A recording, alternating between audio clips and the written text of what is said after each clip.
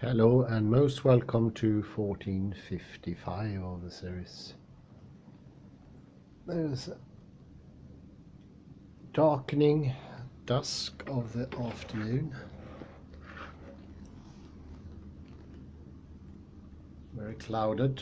There was some little sunshine before.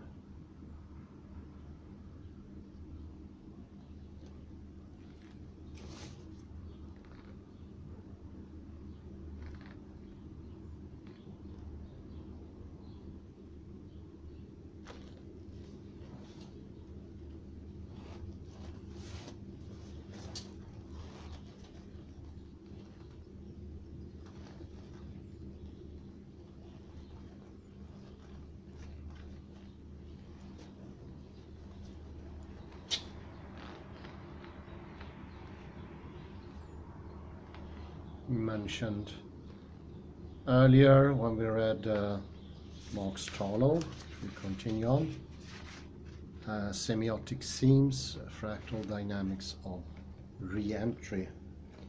Very fitting name for the article.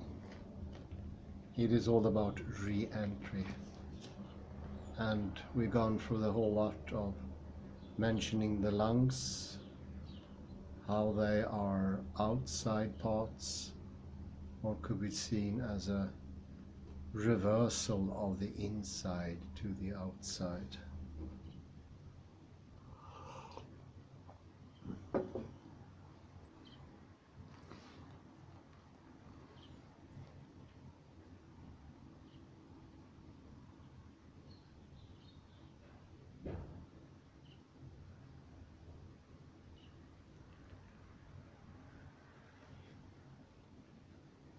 But also the interpenetration, its necessity for how it is necessary for there to be any object and subject, and how the old simplified superficial model doesn't give enough room for an understanding of truly objective, nor of truly subjective. Everything instead becomes identity.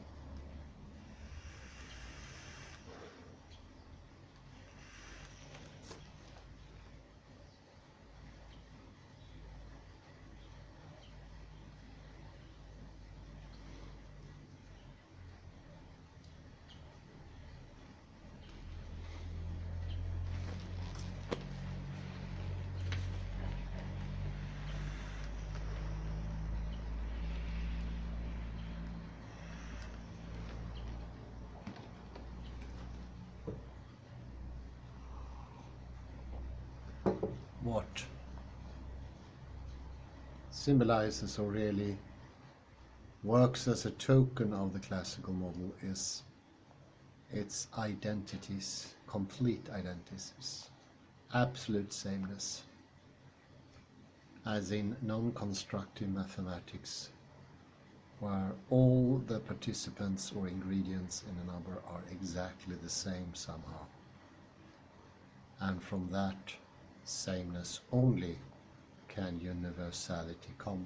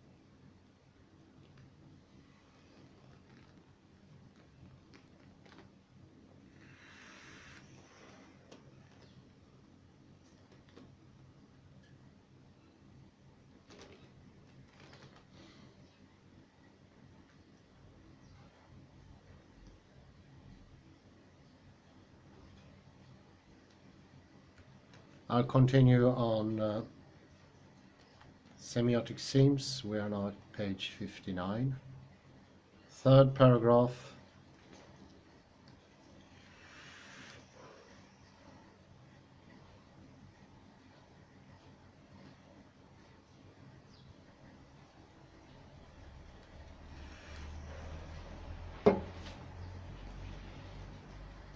In a previous article for Cybernetics and Human Knowing,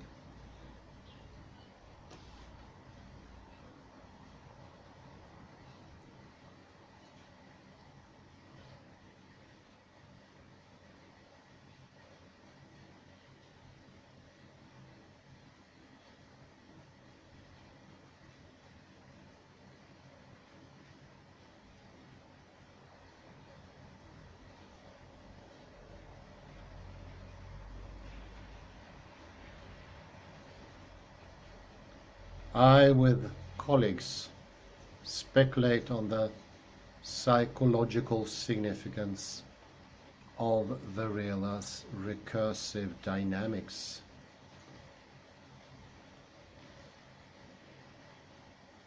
By examining the individuation process as lifelong self-reflexive cycles of re-entry, coming back,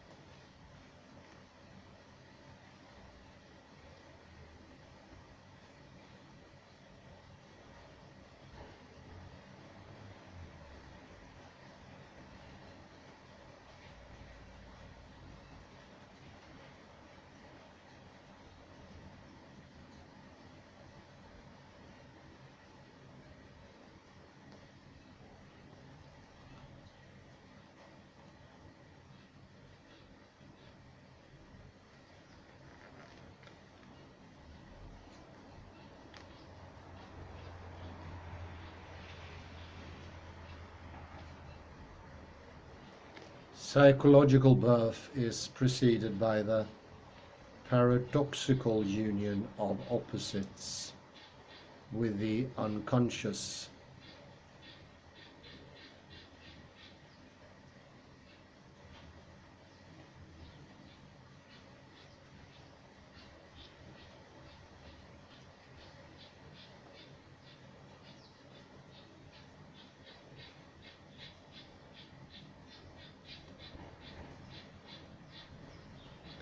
As we begin our mental life with good/bad, you/me, inside/outside, melded together,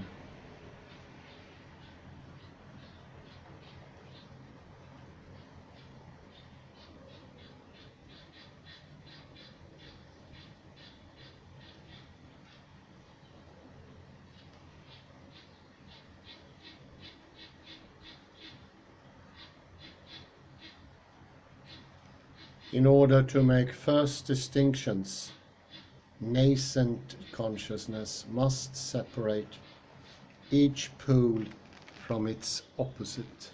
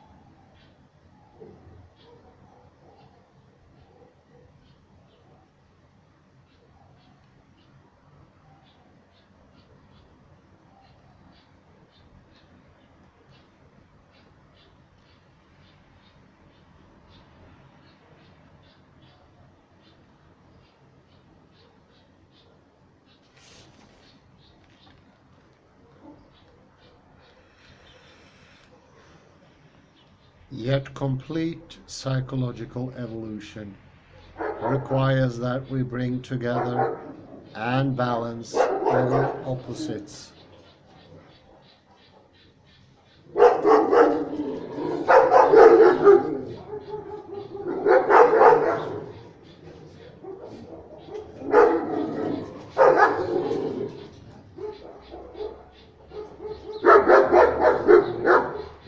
Inner development requires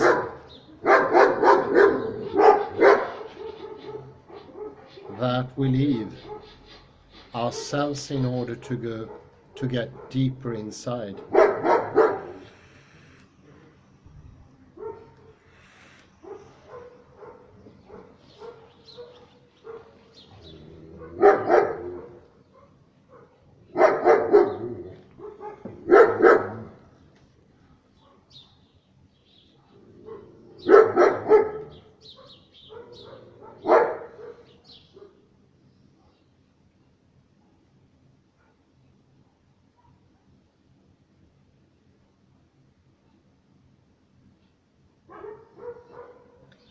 In fact, spiritual advancement can be characterized as the use of self-reflection to achieve increasing objectivity.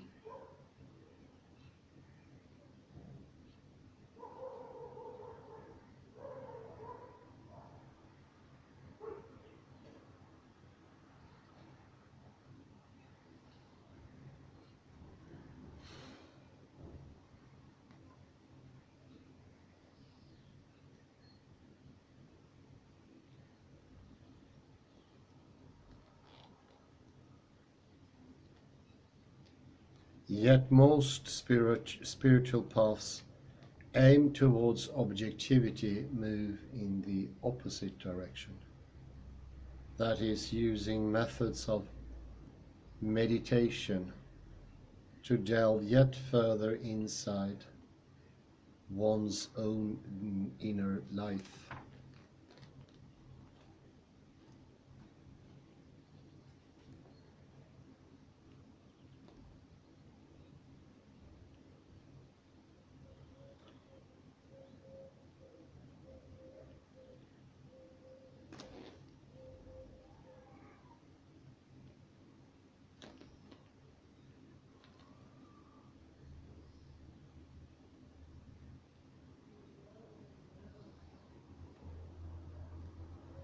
To reframe this primal confusion in terms of fractal separatrices between mind and body,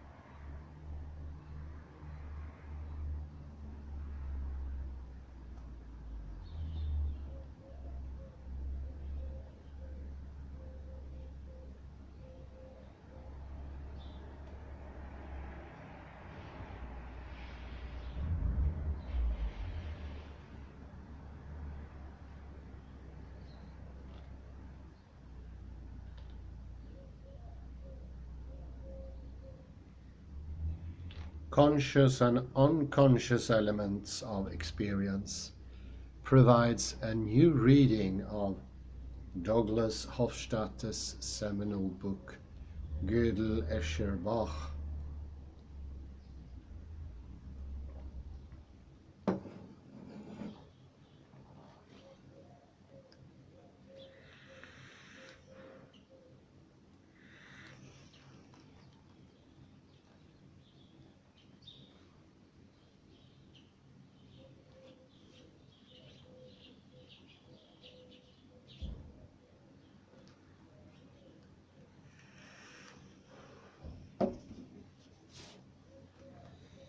Within his proposed tangle hierarchy, the software tangle of symbols as supported by the brain's hardware tangle is easily reconceptualized in terms of fractal separatrices.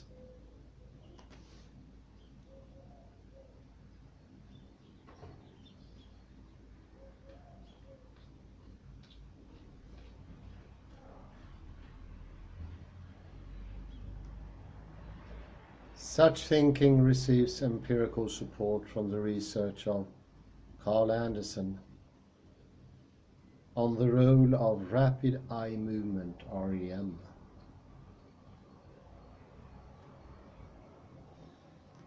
Sleep in fetal and neonatal brain development.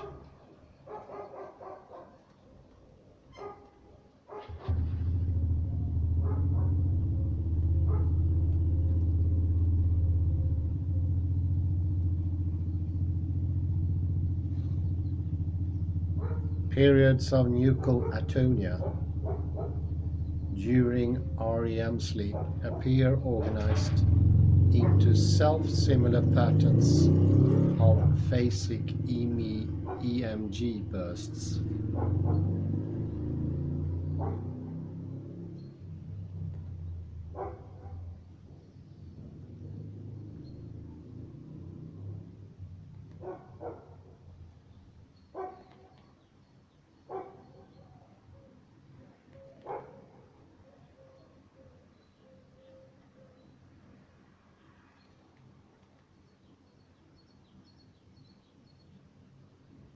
From this and related studies, Anderson theorizes that the foundations of consciousness are based on vertical convergence of 1 through F power law dynamics from ion channels to behavioral states.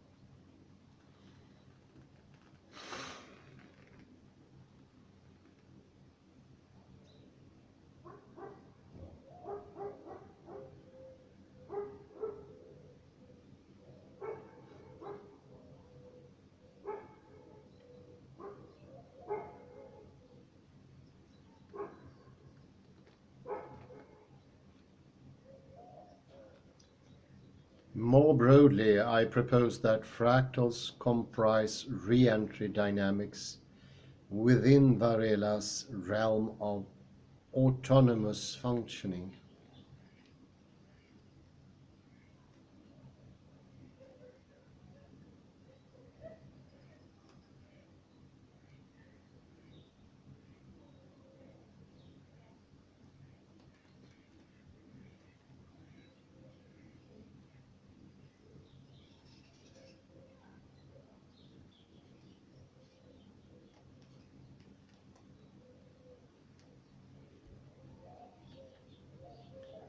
Typified by borders that are functionally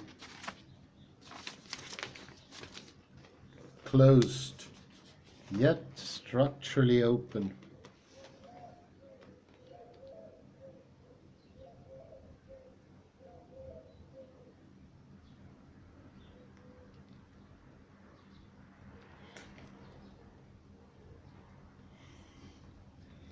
Whether in organic or inorganic forms.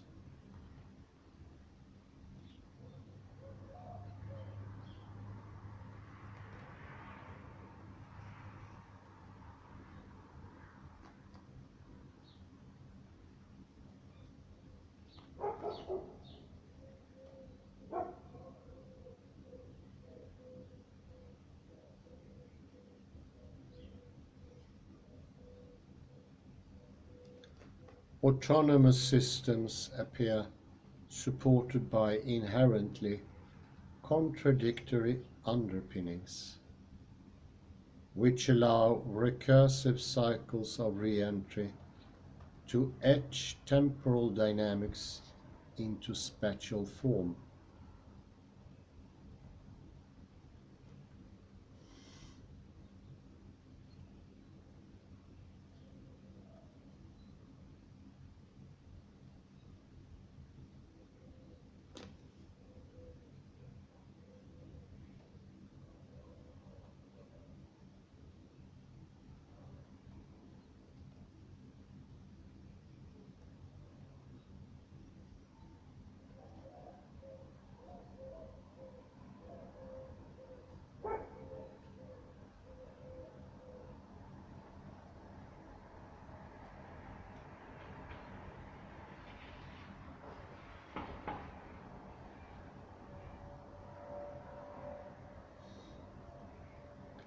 In the epigraph at the beginning of this section, Francisco Varela offers self-reference as the hinge upon which levels of serial inclusiveness intercross.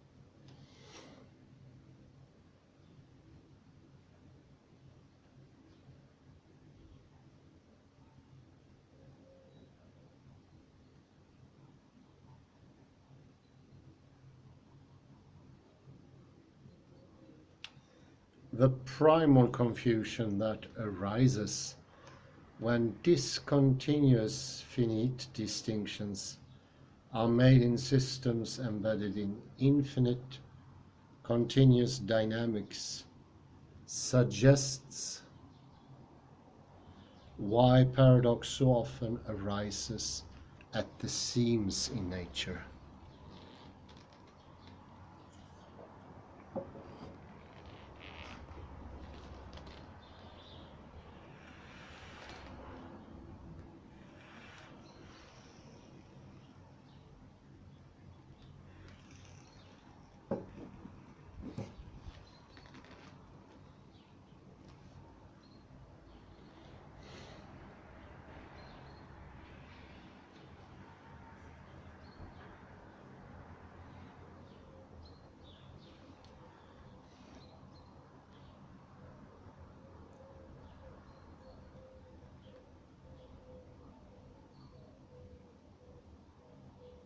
Whether existing in symbolic or physical form,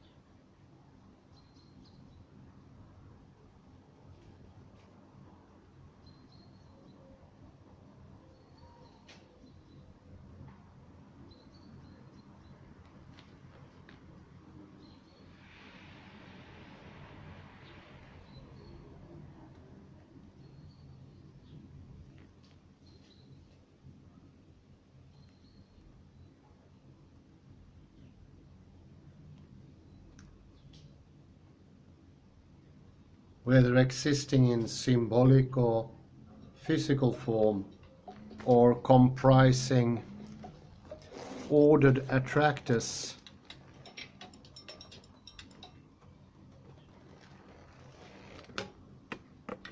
just give me a second. Sorry about the omission here.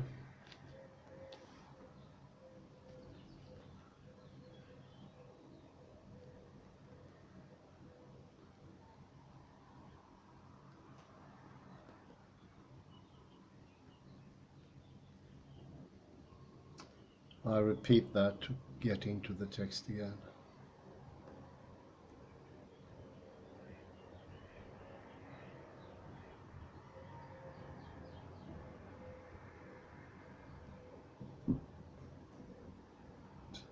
Whether existing in symbolic or physical form or comprising ordered attractors beneath chaotic forces in nature, fractals negotiate the boundary zone, a place where levels contain the antinomy of opposites, both unified and separated, because fractals span all levels,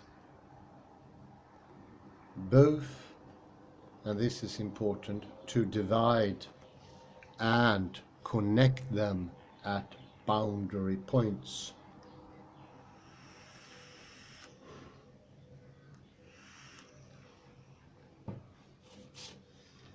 These dynamics might help to bridge traditional levels of analysis from the purely physical levels of Prigoghine's far from equilibrium thermodynamics through biological levels of re-entry in Maturana and Varela's autopoietic systems.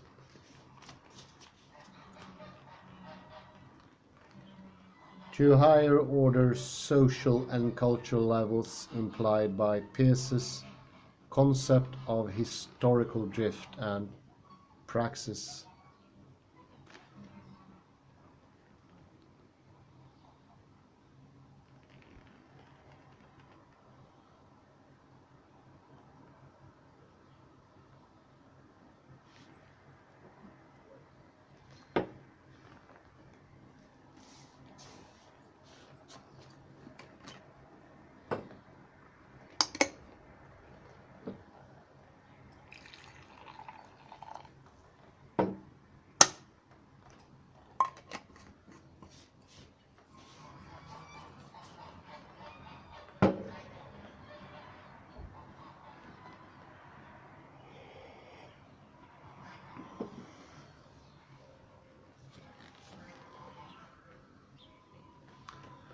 A final word about cyber semiotics.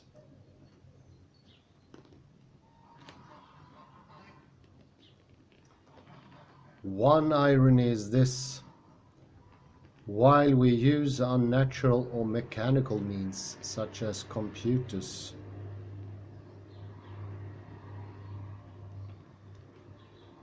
to discover and illuminate the workings of fractals,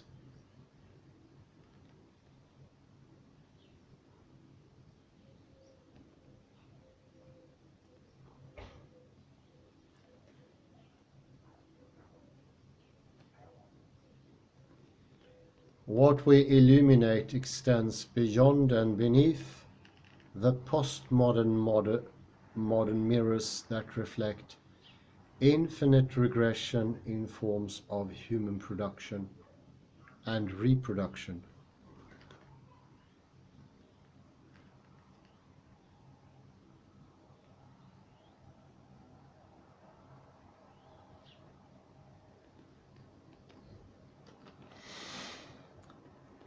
Ranulph Glanville rails against the cybernetic nightmare of machines controlling human beings, presenting instead the second-order kybernetic alternative of the controller controlled by the controllee.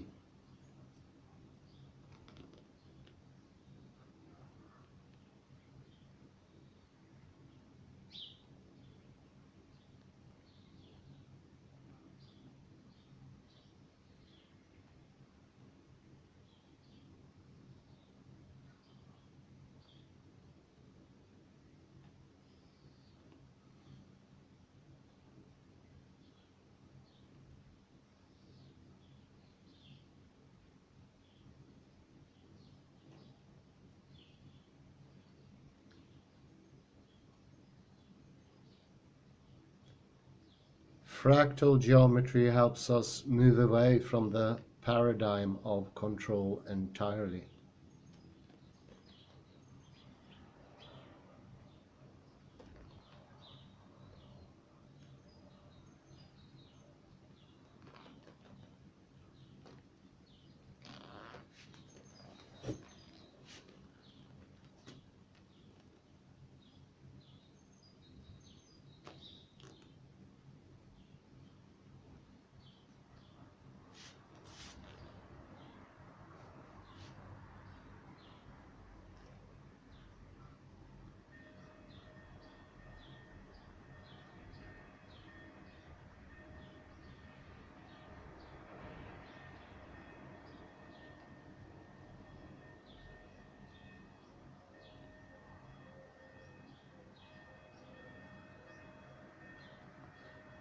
By illuminating fractals, we self-reflexively illuminate holes in nature, where the observer appears in the observed during the co-creation of both.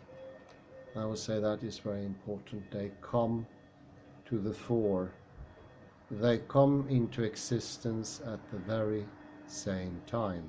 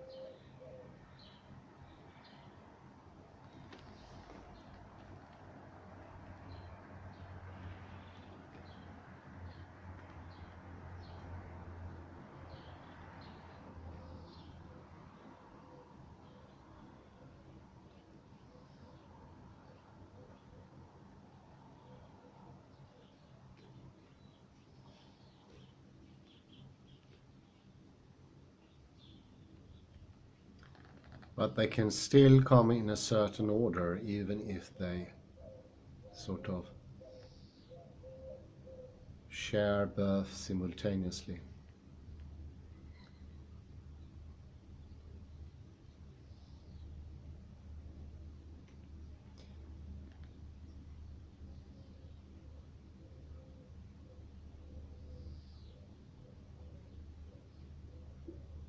That we need a computer to help us visualize fractals suggests the importance of cyber semiotics to psychological development.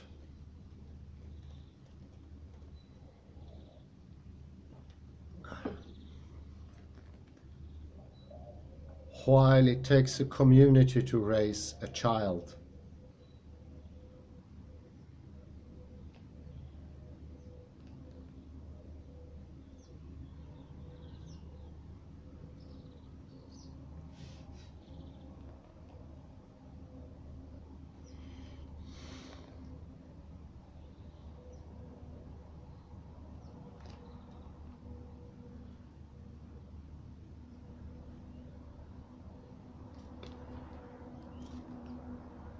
by providing multiple subjectivities necessary for full cultural and social awareness.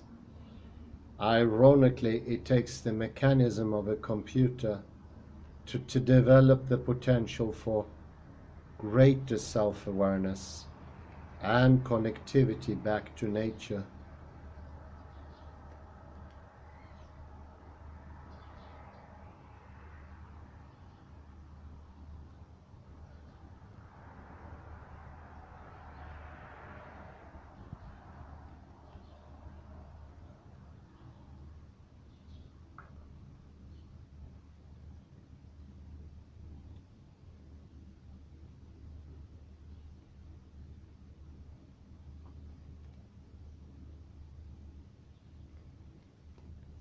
Because the mathematics of fractals depends upon infinite recursive iteration, humankind had but a glimpse of this geometry during the 19th century in the form of monster curves and Julius sets.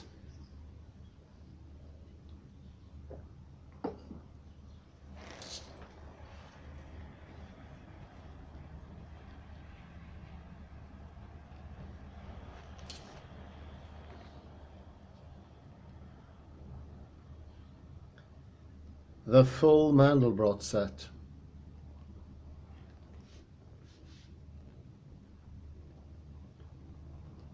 plus higher dimensional offshots like quaternions require the speed and tremendous parallel processing capabilities of the computer, which was not possible until the end of the 20th century.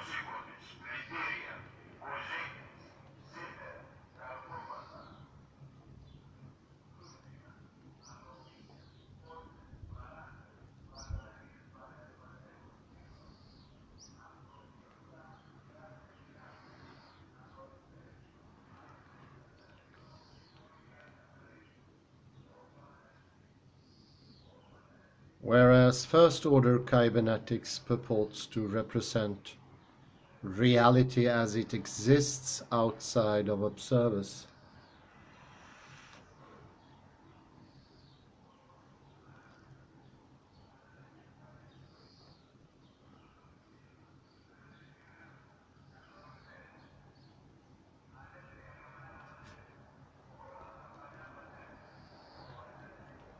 second-order cybernetics twists around recursively to represent the observers themselves.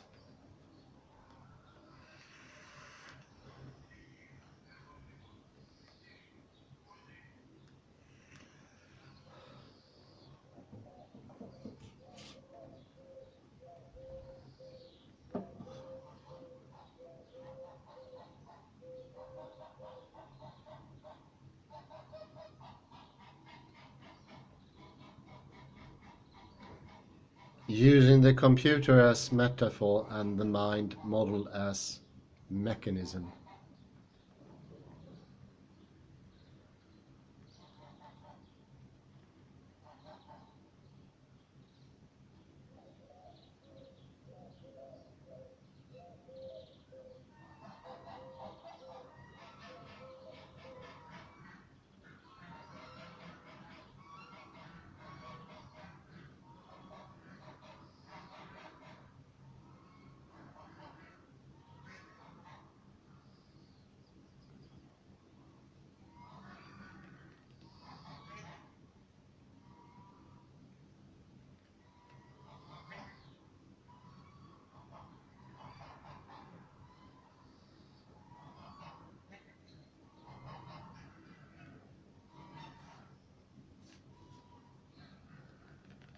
With fractal geometry, the metaphor comes full circle back to its organic basis.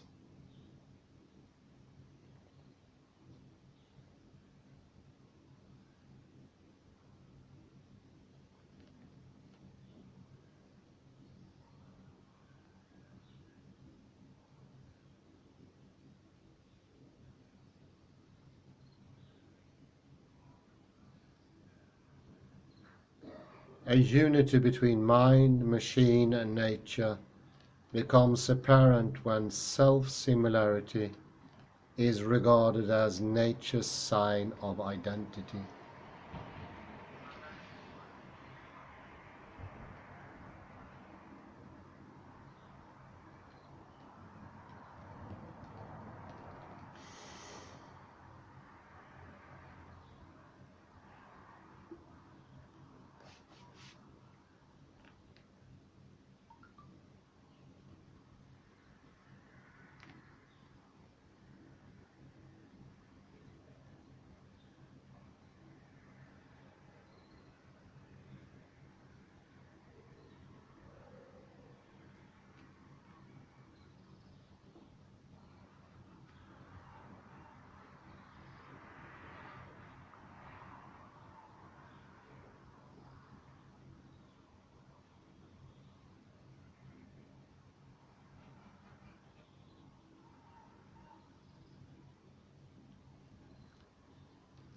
This insight dovetails with the frequent religious visions of all of creation as self-reflexive expression of self into form in order to know, share, and lovingly reunite with the self.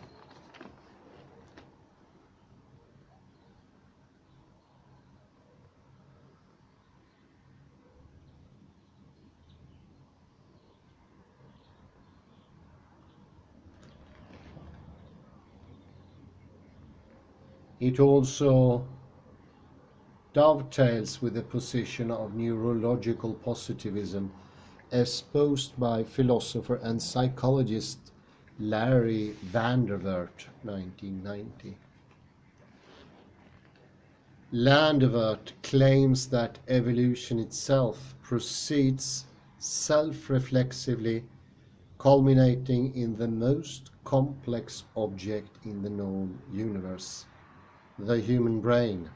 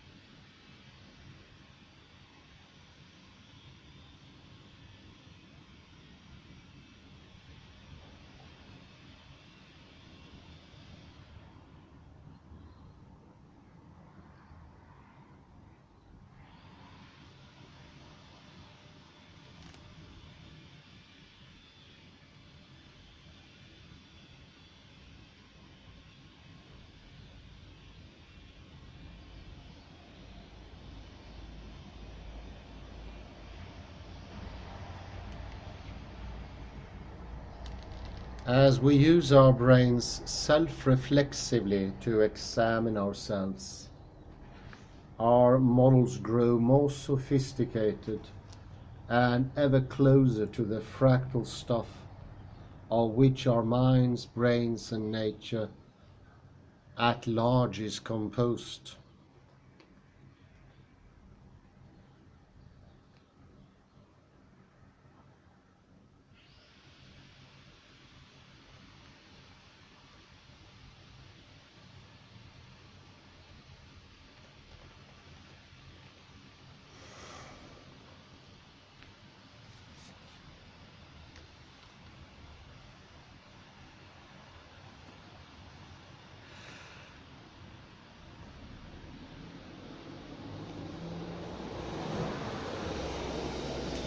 Semiotically, the ubiquitous presence of fractals and self-similar dynamics in mind, body, and nature, as revealed by modern computing, offer exciting possibilities for new metaphors of unity between mind, matter, mind, machine, and nature.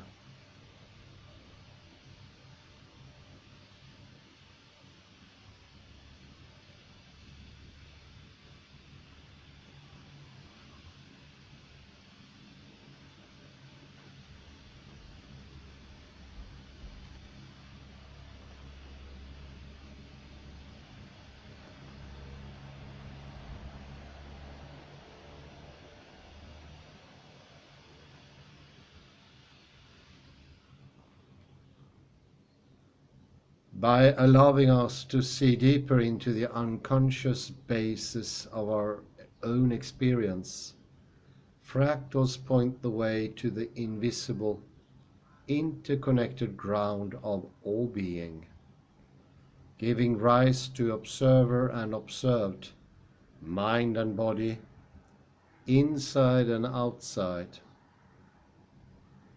subjective and objective experience alike. Here we glimpse the fabric of the infinite whole as it is sewn into each finite part.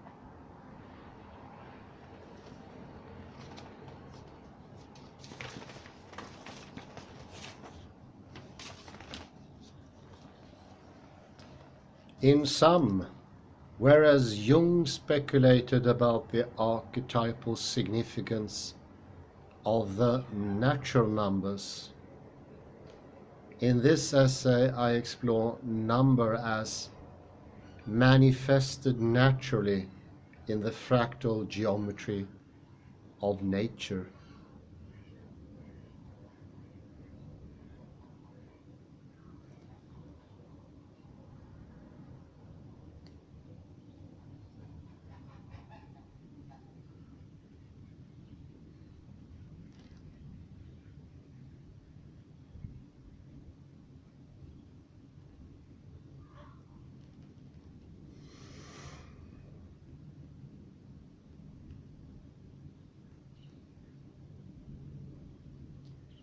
I present fractal geometry as deep order under chaos, which is yet to become conscious and impossible ever fully to do so.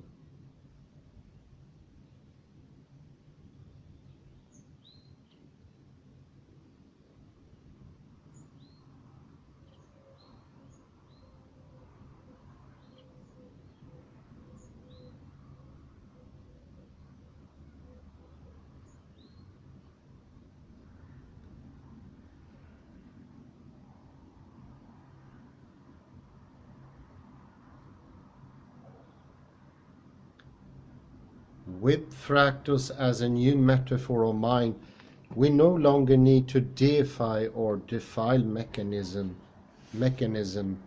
as metaphor.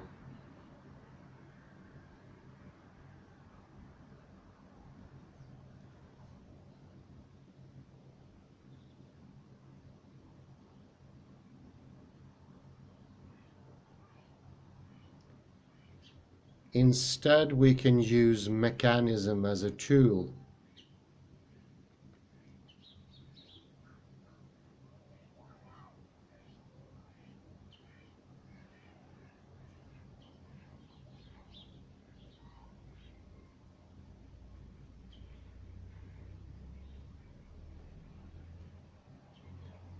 As we continue to use the recursive formulas of chaos, complexity, fractal geometry, and cellular automata to simulate the natural world, we see across multiple nested levels of serial inclusiveness how self-similar fractal dynamics recur as meta-patterns.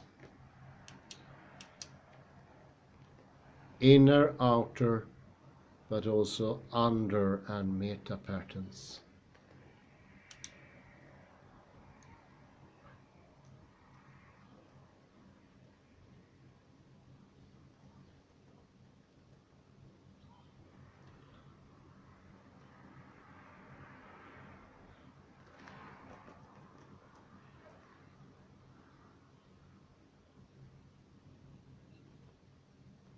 Cycles of re-entry continually oscillate between creating and erasing the scene, where observer and observed, perceiver and perceived, inner and outer, self and other, intersect and self-cross paradoxically.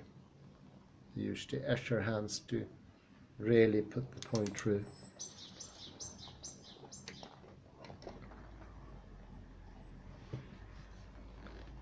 At these semiotic scenes, self and world appear mutually co-determining.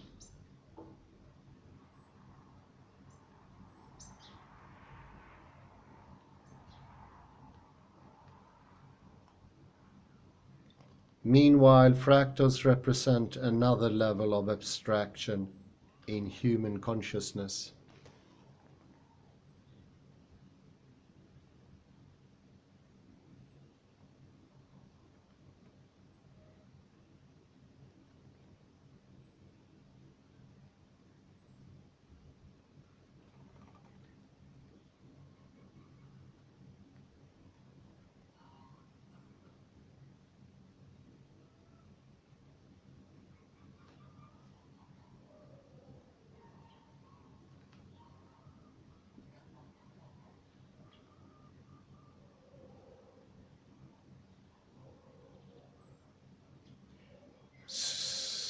suggestive of the dynamic underpinnings of the unconscious. See also the unconscious as the touched, what we haven't learned yet, either within, endogenous or exogenous.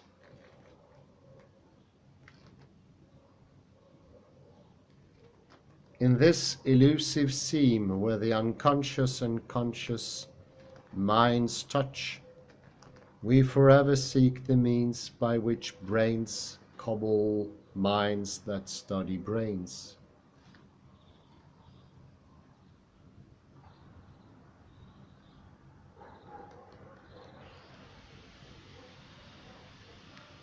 Here, the physiological act of making a distinction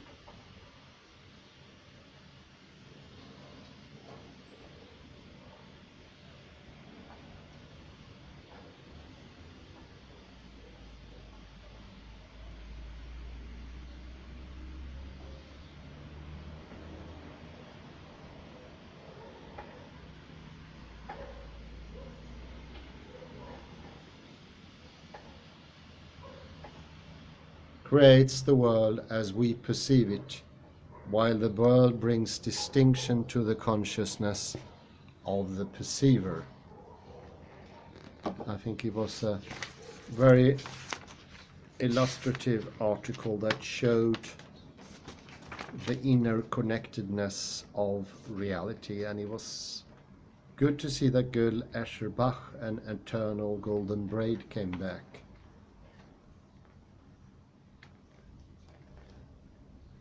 We have a lot of references here to Francisco Varela and Umberto Maturana.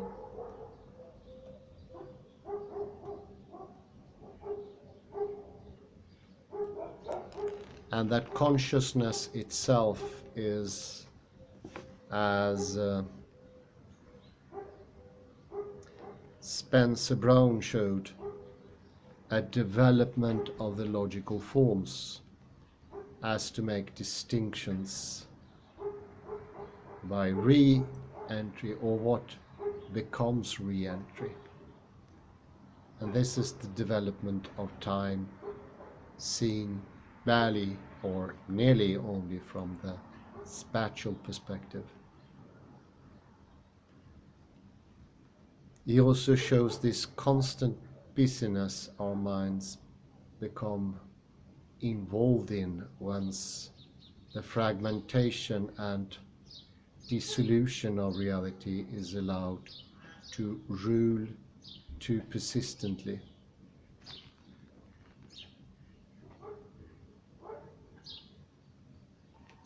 When we no longer perceive the world as a wholeness together with yourself, that you are outside the experience and you are looking into it, like you're looking into a door through the keyhole to see the inside, you separated from what is out there. No wonder these people think that brain in a vat is a mysterious riddle put in a riddle, when it's in actuality is a sheer impossibility. Thank you very much for your patience, and I wish you a very pleasant afternoon. Bye bye for now.